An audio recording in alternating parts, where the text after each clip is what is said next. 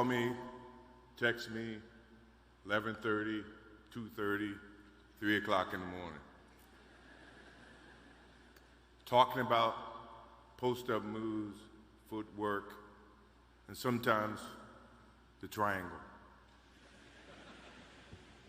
At first, it was an aggravation.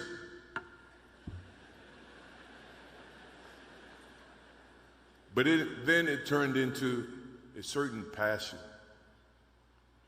This kid had passion like you would never know.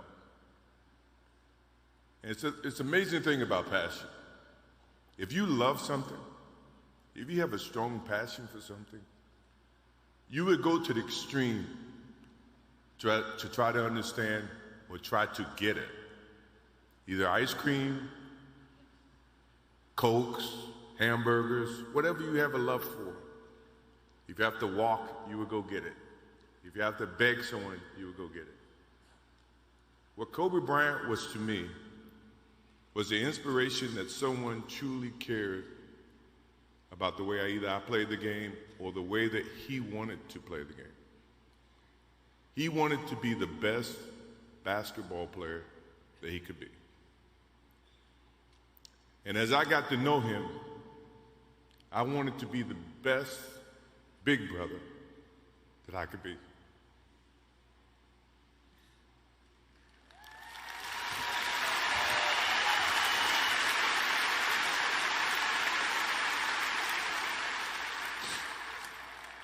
To do that,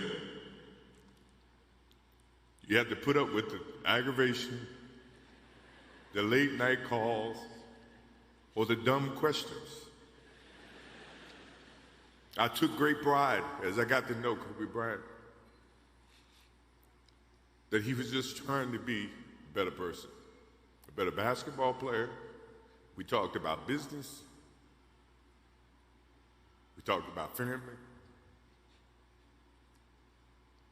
We talked about everything. And he was just trying to be a better person.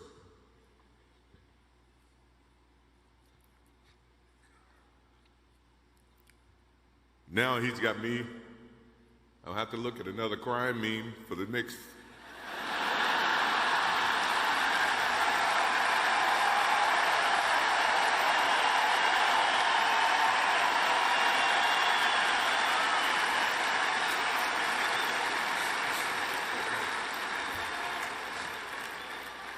I told my wife I wasn't going to do this because I didn't want to see that for the next 3 or 4 years. That is what Kobe Bryant does to me. I'm pretty sure Vanessa and his friends all can say the same thing. He knows how to get to you in a way that affects you personally, even though if he's being a pain in the ass. But you ever have a sense of love for him in the way that he can bring out the best in you. And he did that for me. I remember maybe a couple of months ago, he sends me a text. And he's saying, I'm trying to teach my daughter some moves. And I don't know what I was thinking or what I was working on. But what were you thinking about when you were as you were growing up, trying to work on your moves? I said, what age? He says, 12.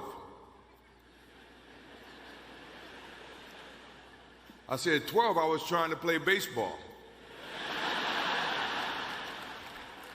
He sends me a text back saying, laughing my ass off.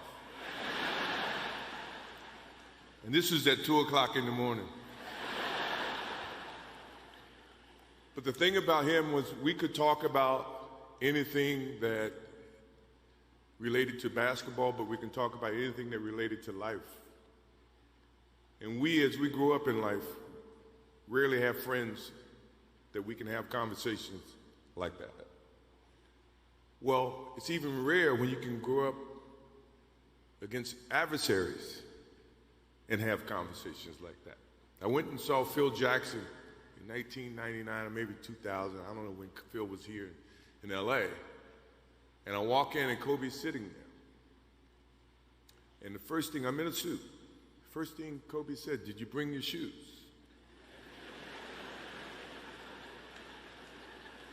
No, I wasn't thinking about playing.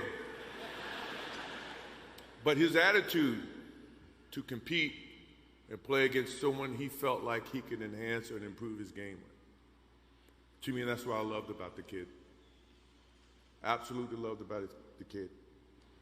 No matter where he saw me, it was a challenge. And I admired him because his passion, you rarely see someone who's looking and trying to improve each and every day, not just in sports, but as a parent, as a husband. I am inspired by what he's done and what he shared with Vanessa and what he's shared with his kids. I have a daughter who is 30 who just became a grandparent. And I have 2 twins. I have twins at 6.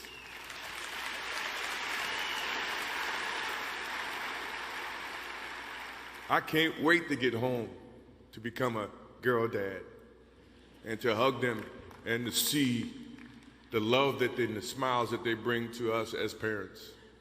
He taught me that just by looking at this tonight, looking at how he responded and reacted with the people that he actually loved.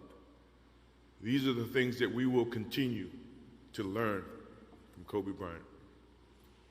To Vanessa, Natalia, Bianca, Capri, my wife and I will keep you close in our hearts and our prayers. We will always be here for you, always. I also want to offer our condolences and support to all the families affected by this enormous tragedy. Kobe gave every last ounce of himself to whatever he was doing. After basketball, he showed a creative side to himself that I didn't think any of us knew he had.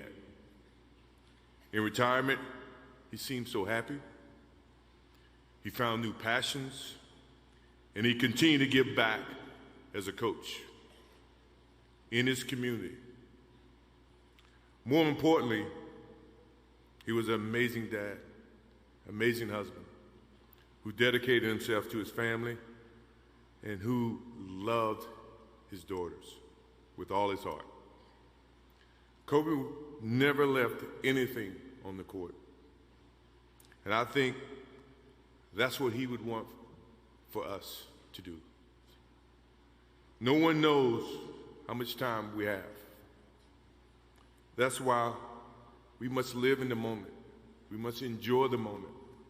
We must reach and see and spend as much time as we can with our families and friends and the people that we absolutely love. To live in the moment means to enjoy each and every one that we come in contact with. When Kobe Bryant died, a piece of me died. And as I look in this arena and across the globe, a piece of you died, or else you wouldn't be here. Those are the memories that we have to live with and we learn from. I promise you, from this day forward, I will live with the memories of knowing that I had a little brother that I tried to help in every way I could. Please, rest in peace, little brother.